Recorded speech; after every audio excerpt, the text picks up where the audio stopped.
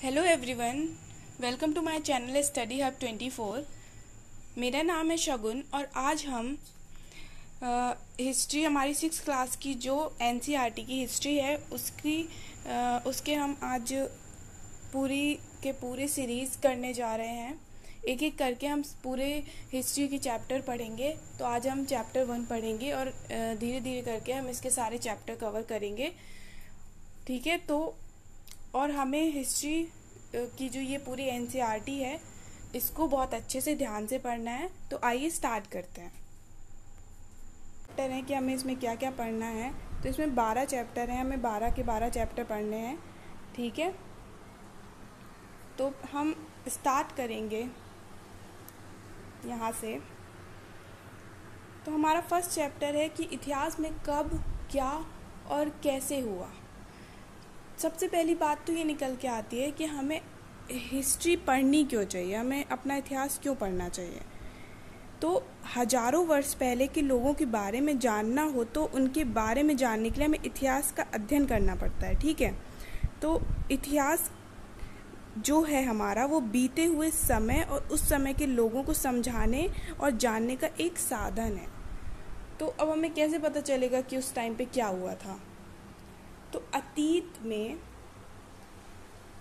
में एक ऐसा भी युग था जब लोग लिखना नहीं जानते थे। हम आज लिख सकते हैं, पढ़ सकते हैं, आज हमारे पास सब कुछ है, लेकिन हमें उस टाइम के बारे में हमें नहीं पता कि वो लोग क्या करते थे, कैसे रहते थे। तो वो सब आज हम पढ़ेंगे। तो उस टाइम अतीत में जो हमारा इतिहास है वो ये कहता है कि उस टाइम के लोग जो थे वो लिखना नहीं जानते थे और उन लोगों के जीवन के विषय में हमें जानकारी उनके द्वारा छोड़ी गई वस्तुएं जैसे कि मिट्टी के बर्तन, खिलौने, हथियार, औजार, ये सब हमें वहाँ से मिले हैं। तो हम उससे अंदाज़ा लगाते हैं कि वहाँ के लोग ऐसा किया करते होंगे। ठीक है, प्रायः इन वस्तुओं का पुरातत्वविदों जमीन के पुरातत्वविद जो होते थे जो खुदाई करते हैं तो वो ज़मीन के अंदर से खोद कर प्राप्त करते हैं। ज़मीन के अंदर से वो लोग खोदते हैं तो उससे हमें पता चलता है कि वहाँ पे उस टाइम पे क्या क्या हुआ होगा। तो ये वस्तुएं ऐतिहासिक जानकारी के लिए अत्यंत महत्वपूर्ण होती हैं। ठीक है, अब आगे देखते हैं हम। तो जो हमें वहाँ से हमें जो सामग्री मिली है, इतिहासकारों ने अतीत को 3 भागों में बांट दिया है। उसके अकॉर्डिंग इतिहासकारों ने उसको 3 भागों में बांट दिया है। वह समय जिसके लिए जब कोई लिखित सामग्री उपलब्ध नहीं थी तो उसको हम क्या कहते हैं, पूर्व या प्राक ऐतिहासिक काल। जब कोई लिख नहीं सकता था, कुछ लिखित प्रमाण जहाँ से हमें नहीं मिले उसको हम पूर्व ऐतिहासिक काल कहते हैं। वह समय जिसमें लिखित साक्ष्य प्राप्त हुए हैं लेकिन उनको पढ़ा नहीं जा सकता। पहले था कि लिखित हमें नहीं मिला था, लेकिन अब हमें लिखित मिल गया था, लेकिन अब हम उसे पढ़ नहीं सकते थे, तो उसे हम आग ऐतिहासिक काल कहते हैं। ठीक है, अब आगे देखते हैं। तो इसी प्रकार जिस काल के विषय में लिखित सामग्री से जानकारी मिलती है उसे पढ़ा भी जा सकता है, उस काल को हम ऐतिहासिक काल कहते हैं। तो अब ऐतिहासिक काल किसे हम कह रहे हैं, जिसमें लिख भी सकते थे और हम जो लिखा हुआ है उसको हम पढ़ भी सकते थे। ठीक है, तो अब हमें ये पता करना है कि जो भी इतिहास में हुआ, जो भी हमारे अतीत में हुआ, वो क्या क्या चीज़ें हुई और कब हुई, कहाँ हुई, कैसे हुई। ठीक है, तो ये सब हमें पढ़ना है। तो अतीत के बारे में हम क्या जान सकते हैं, अतीत के बारे में बहुत कुछ जाना जा सकता है, जैसे कि वहाँ के लोग क्या पहनते थे, कैसे घरों में रहते थे।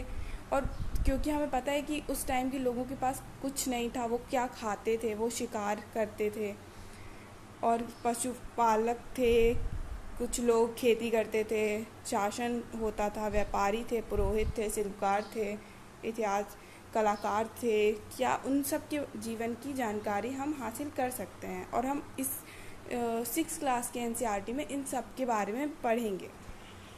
और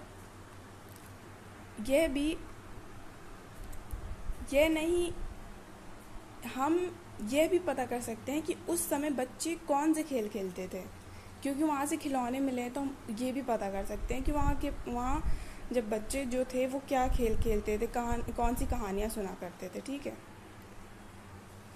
और अब ये मेन पॉइंट आता है यहाँ पे कि लोग कहाँ रहते थे।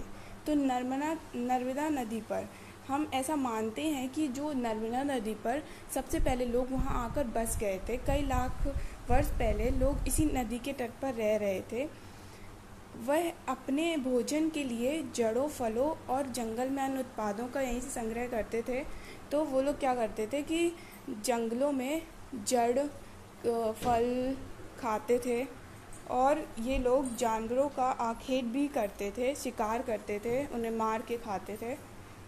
उत्तर पश्चिम के सुलेमन और किरधर पहाड़ियों पर लगभग, अब हमें अभी हम मैप देखेंगे, उसमें हमें देखना है नर्मदा नदी कहाँ पर है और उत्तर पश्चिम की सुलेमन और किरधर पहाड़ियों पर सबसे पहले क्या हुआ था। इधर की जो ये पहाड़ियाँ हैं पहले, तो यहाँ पर क्या हुआ था, यहाँ पर लगभग 8,000 वर्ष पूर्व स्त्री पुरुष ने सबसे पहले गेहूँ और जौ जैसी फसलों को उपजाना आरंभ किया था, ठीक है। उन्होंने भेड़, बकरी तथा गाय जैसे पशुओं को पालतू बनाया था। इधर की जो पहाड़ियाँ, वहाँ पर लोगों ने पहले गेहूँ मतलब उगाया होगा, उसके बाद वहीं पे वो लोग रहने लगे और उन्होंने जानवरों को पालना शुरू किया। उसके बाद ये कह रहे हैं कि उत्तर पूर्व में गारो तथा मध्य भारत के विंध्य पहाड़ियों पर क्या हुआ, जहाँ पर कृषि का विकास हुआ, जहाँ सबसे पहले चावल उपजाया गया, वे स्थान विंध्य के उत्तर में स्थित हैं। अब हम इसे देखेंगे कि ये पहाड़ियाँ कहाँ पर हैं। सबसे पहले हमें देखना है कि जो इंसान सबसे पहले जहाँ पर रहना स्टार्ट किया, नर्मदा नदी यहाँ पर है, नर्मदा नदी, ठीक है। उसके बाद विंध्य पहाड़ियाँ ये रहीं, गारो की पहाड़ियाँ ये रही, और ये हमारी सुलेमन और किरधर पहाड़ियाँ, ठीक है। यहाँ पर इंसानों ने पहले गिरधर और सुलेमन पहाड़ियों पर क्या किया था, उन्होंने गेहूँ और खेती करना, मतलब कह सकते हैं कि उन्होंने स्टार्ट किया था। और विंध्य पहाड़ियाँ ये हैं जो, और यहाँ पर गारो की पहाड़ियाँ, यहाँ पर वो लोग पहले उन लोगों ने, ये रहा उत्तर पूर्व में गारो और मध्य भारत के विंध्य पहाड़ियों पर उन्होंने कृषि का विकास हुआ था, वहाँ पर कृषि स्टार्ट उन्होंने कर दी थी, ठीक है। अब आगे देखते हैं। तो सिंधु नदी तथा इसकी सहायक नदियों पर, अब सिंधु नदी कहाँ पर है, अब इसी में हम देखेंगे सिंधु नदी, ये है सिंधु नदी। हमें पता है कि हमारे जो इतिहास में हड़प्पा नगर आया या फिर मोहनजोदड़ो आया, वो ये जब कि पाकिस्तान का और इंडिया का बंटवारा नहीं आता, तो ये एक ही पूरा देश था। तब यहाँ पे जो ये सिंधु नदी, यहीं पे लोग, यहीं पे नगर निकले, यहीं पे सभ्यताएं निकली कि यहीं से स्टार्ट होता है इतिहास हमारा। तो ये कह रहे हैं कि सिंधु नदी तथा इसकी सहायक नदियों पर लगभग 4700 वर्ष पूर्व इन्हीं नदियों के किनारे कुछ आरंभिक नगर फले फूले, जैसा कि मैंने कहा कि यहीं से नगरों की स्टार्टिंग हुई थी। गंगा व इसकी सहायक नदियों के किनारे तथा समुद्र तटवर्ती इलाकों में नगरों का विकास लगभग 2500 वर्ष पूर्व हुआ था, ठीक है। गंगा तथा इसकी सहायक नदियों के किनारे, ठीक है। गंगा तथा इसकी सहायक नदी सोन पर, गंगा के दक्षिण में नदियों के आसपास का क्षेत्र प्राचीन काल में मगध नाम से जाना जाता है। तो मगध बहुत ही शक्तिशाली राज्य था, अभी हम आगे पढ़ेंगे इसके बारे में। इसका शासक बहुत शक्तिशाली थे और उन्होंने एक विशाल राज्य स्थापित किया था, ठीक है। गंगा और इसकी सहायक नदियाँ सोन पर एक मगध राज था, जहाँ पर बहुत ही शक्तिशाली शासन हुआ करता था, ठीक है। उसके बाद अब हमें ये देखना है कि देश का नाम कैसे पड़ा। तो देश का नाम अपने देश के लिए हमेशा प्रायः इंडिया तथा भारत जैसे नामों पर प्रयोग करते हैं। तो ये नाम इंडिया या भारत कैसे पड़ा, इंडिया शब्द इंडस से निकला है, जिसे संस्कृत में सिंधु कहते हैं। तो सिंधु नदी को इंडस कहते हैं, तो इंडस से निकला है हमारा इंडिया शब्द, ठीक है। तो जिसे हम संस्कृत में सिंधु कहते हैं। लगभग 2500 वर्ष पूर्व उत्तर पश्चिम की ओर से आने वाले ईरानियों और जैसे ये हमारा मैप है, तो उत्तर यहाँ पर है, उत्तर, दक्षिण और पूरब, और यहाँ पे पश्चिम। तो ये कह रहे हैं कि उत्तर पश्चिम, यहाँ से उत्तर और पश्चिम से जो लोग आए, हमने देखा कि सिंधु नदी के यहाँ पे नगर फले फूले, तो वहाँ से जो लोग आए तो उन्होंने, वो ईरानियों और यूनानियों ने सिंधु को हिंदोज अथवा इंदोज कहा। तो वो ईरानी थे और यूनानी थे, तो उन लोगों ने हिंदोज अथवा इंडोज, उन्होंने क्या किया, सिंधु को, मतलब उसका नाम तो इंडस नदी था, लेकिन उन्होंने इंदोज का कह दिया या हिंदोज कह दिया। तो इस नदी के पूर्व स्थित भूमि प्रदेश को इंडिया कहा गया, तो ऐसे ही उसका नाम इंडिया पड़ गया। भारत नाम का प्रयोग उत्तर पश्चिम में रहने वाले लोगों ने एक समूह के लिए किया। तो भारत मतलब एक समूह रहता था, तो उसके नाम पर ही भरत नाम का प्रयोग किया गया। इस समूह का उल्लेख संस्कृत के ऋग्वेद में मिलता है। बाद में इस का प्रयोग देश के लिए होने लगा। ठीक है, तो ऐसे हमारे देश का नाम पड़ा। उसके बाद जब मानव लिखना शुरू किया था, तो उसे कागज़ का ज्ञान नहीं था। आज हमें कागज़ पे लिखते हैं, पर उस टाइम के लोगों को कागज़ का ज्ञान नहीं था। वह अपने लेखों को ताड़पत्रों, भोजपत्रों, ताम्रपत्रों पर लिखता था। कभी कभी लेख बड़ी शिलाओं, स्तंभों और पत्थरों की दीवारों, मिट्टी तथा पत्थर के छोटे छोटे फलकों पर लिखे जाते थे। मिट्टी मतलब पत्थरों पर लिख देते थे, क्योंकि जब इन्हीं सारी चीज़ों पर लिखे जाते थे। तो ताड़पत्र क्या होता है? ताड़पत्र होता है ताड़ के पेड़ के चौड़े पत्ते। तो ताड़ के पेड़ के चौड़े पत्तों पर वो लेख लिख दिया करते थे। भोजपत्र भुर्ज नामक पेड़ की छाल पर लिखते थे। ताम्रपत्र तांबे के पतले तथा चपटे टुकड़े को हम ताम्रपत्र कहते हैं। स्तंभ लेख पत्थर के खंभों पर लिखे लेख पत्र। शिलालेख पत्थर के चट्टानों पर लिखे लेख। तो इन सब पर ये लेख लिख देते थे। हालांकि हम उस टाइम के लेख को पढ़ नहीं सकते हैं, पर हाँ लिखे हुए वहाँ पर कुछ लेख मिले हैं हमें। अब साहित्यिक स्रोत जिससे हमें पता चलता है वहाँ के लोगों का कि उन्होंने क्या लिखा, तो पांडुलिपि लिखे थे। अतीत में हम इसकी जानकारी हमें मिलती है पांडुलिपि से।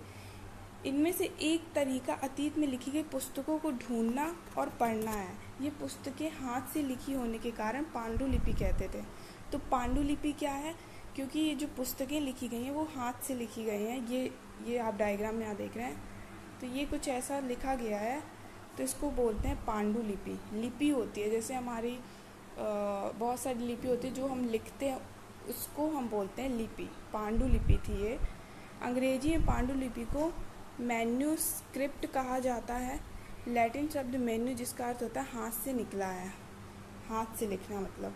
ये पांडुलिपियाँ प्रायः ताड़पत्रों अथवा हिमालय क्षेत्र में उगने वाले भुर्ज नामक पेड़ की छाल पर प्रत्येक विशेष तरीके के से तैयार भोजपत्र पर लिखी मिली हैं। ठीक है, पांडुलिपि हमने अभी पढ़ा कि लेख लिखे गए हैं बहुत सारे। हम पत्थरों पे लिखते थे या ताड़पत्रों पे लिखते थे, तो उस पे जो लेख लिखे गए वो किस लिपि में लिखे गए हैं? पांडुलिपि में। ठीक है, अब अभिलेख जो हमें मिले हैं, ऐसे लेख पत्थर अथवा धातु जैसी अपेक्षाकृत कठोर सतहों पर उत्कीर्ण किए मिलते हैं। मतलब वो लोग पत्थरों पे लिख देते थे ताकि सब लोग उसको पढ़ पाएँ। शासक अथवा अन्य लोग अपने आदेशों को इस तरह उत्कीर्ण करवाते थे ताकि उन्हें लोग देख सके और पढ़ सके, उसका पालन कर सके। वहाँ पर कोई भी अपनी आदेश देना होता था, कुछ भी करवाना होता था, तो वो पत्थर पे लिख के रख देते थे। तो यही एक ऐसा अभिलेख मिला है, यहाँ पर दिया हुआ है। ये एक अभिलेख है जो कि, तो इधर क्या लिखा है ये इम्पॉर्टेंट है। लगभग 2250 वर्ष पुराना ये अभिलेख वर्तमान अफ़गानिस्तान के कंधार से प्राप्त हुआ है। तो यह अभिलेख अशोक नामक शासक के आदेश पर लिखा गया था। इस शासक के विषय में हम अध्याय 8 में पढ़ेंगे। जब हम कुछ लिखते हैं तब हम किसी लिपि का प्रयोग करते हैं। लिपियों अक्षरों अथवा संकेतों से बनी होती है। जब हम कुछ बोलते अथवा पढ़ते हैं तब हम एक भाषा का प्रयोग करते हैं। यह अभिलेख इस क्षेत्र में प्रयुक्त होने वाली यूनानी तथा आरामीक नामक दो भिन्न लिपियों तथा भाषाओं में हैं, ठीक है। तो इन लिपियों में ये लिखा गया है। तो ये कहाँ से हमें मिला था? अशोक के शासन से हमें ये ऐसा पत्थर मिला हुआ था, ठीक है। अब पुरातत्व किसे कहते हैं? आर्कियोलॉजी क्या है? अतीत में बनी प्रयोग की जाने वाली वस्तुएं, इमारतें, हथियार, औजार, बर्तन, आभूषण आदि जो खुदाई से प्राप्त होता है उसे हमें पुरातत्व कहते हैं, ठीक है। जो चीज़ें हमें मिली हैं खुदाई से हम उसे पुरातत्व कहते हैं, और इन वस्तु का अध्ययन करने वाले को हम पुरातत्वविद कहते हैं। तो जो सामान हमें मिलता है उसे हम पुरातत्व कहते हैं, और जो उसकी खुदाई करता है उसको हम पुरातत्वविद कहते हैं। वैसे ही जहाँ से वस्तुएं अथवा अवशेष प्राप्त होते हैं उस स्थान को पुरास्थल कहते हैं। यहाँ पे सॉरी थोड़ा ब्लर है तो दिख नहीं रहा है, पर यहाँ लिखा है पुरास्थल, ठीक है। पुरातत्वविद जानवरों, चिड़ियों तथा मछलियों की हड्डियाँ भी ढूंढते हैं, जिससे उन्हें यह जानने में मदद मिलती है कि अतीत में लोग क्या खाते थे, ठीक है। अब ये हमारे जो कुछ बर्तन वगैरह मिले हैं, एक प्राचीन नगर से प्राप्त है। ये जो पात्र है, इस पात्रों का प्रयोग 4700 वर्ष पूर्व होता था। एक पुराना चांदी का सिक्का भी मिला है, पुराना चांदी का सिक्का मिला है हमें। इस तरह के सिक्कों का प्रयोग लगभग 2500 वर्ष पूर्व होता था। हमारे द्वारा आज प्रयोग में आने वाले सिक्कों से यह बहुत अलग होता है। मतलब कैसे भिन्न है वो ये पूछ रहे हैं, कैसे भिन्न है, पर ये भिन्न है, ठीक है। ये सिक्का। अब बहुत ही इम्पोर्टेंट बात हमें यहाँ पे पढ़नी है कि तिथियाँ, इतिहास और तिथियाँ। तो अभी तो हमारे पास कैलेंडर, तो हमें पता है कि क्या डेट है। तो उस टाइम पे कैसे मतलब पता करते थे, क्या तिथियों को कैसे हम वहाँ पर देखते थे, तो इसको यहाँ समझेंगे। अंग्रेजी में बीसी का तात्पर्य होता है बिफोर क्राइस्ट, ईसा पूर्व होता है। मतलब कि जो ईसाइयों के जो भगवान थे तो उसके पहले जो भी चीज़ें हुई हैं उसको हम कहते हैं बीसी, ठीक है। कभी कभी तुम तिथियों के पहले एडी लिखा पाते हो। ये एनो डोमिन नामक दो लैटिन शब्दों से बना है। इसका तात्पर्य होता है ईसा मसीह के जन्म के वर्ष से, ठीक है। कभी कभी एडी की जगह सीई और बीसी की जगह बीसीई का प्रयोग होता है।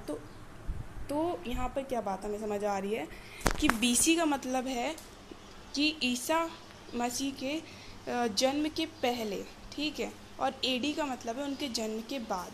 तो और जो हमारा एडी है उसको हम सीई भी कहते हैं और बीसी को हम बीसीई कहते हैं। ये सेम चीज़ है। एडी को हम सीई भी कह देते हैं और बीसी को हम बीसीई भी कह देते हैं। सी अक्षरों का प्रयोग कॉमन एरा और बीसीई का बिफोर कॉमन एरा के लिए होता है। जैसे मैंने अभी बताया कि बिफोर उसके ईसा मसीह के पहले और कॉमन एरा का होता है उनके वर्ष के बाद, ठीक है। तो क्योंकि हम इन शब्दों का प्रयोग इसलिए करते थे क्योंकि विश्व में अधिकांश देशों में अब इस कैलेंडर का प्रयोग समान हो गया है। भारत में तिथियों के रूप में इसे का प्रयोग लगभग 200 वर्ष पूर्व आरंभ हुआ था। कभी कभी अंग्रेजी में वीपी अक्षरों का प्रयोग होता है जिसका तात्पर्य बिफोर प्रेजेंट होता है, वर्तमान से पहले। तो क्योंकि विश्व में अधिकांश देशों में अब इस कैलेंडर का प्रयोग समान हो गया, जो हमारा कैलेंडर है जनवरी से दिसंबर तक का, तो इसका प्रयोग हम कर रहे हैं। लेकिन उसके पहले क्या था, ये कैलेंडर नहीं था तो हम ऐसे ही पता करते थे, ठीक है। तो यहाँ पर ये